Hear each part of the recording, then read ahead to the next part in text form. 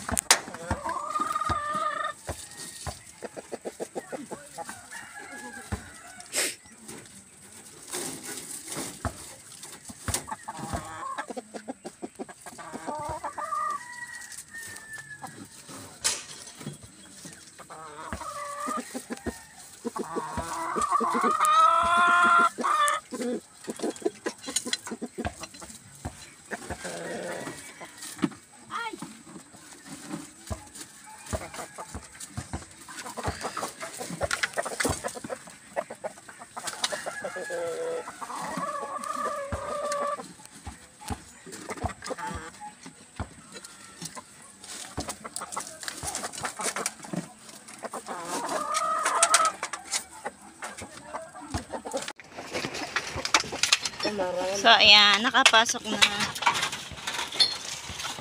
Kasi nakalabas yan kanina. Yan, so dyan na kayong dalawa. Okay na yung niya. Akyatan. Sana siya doon.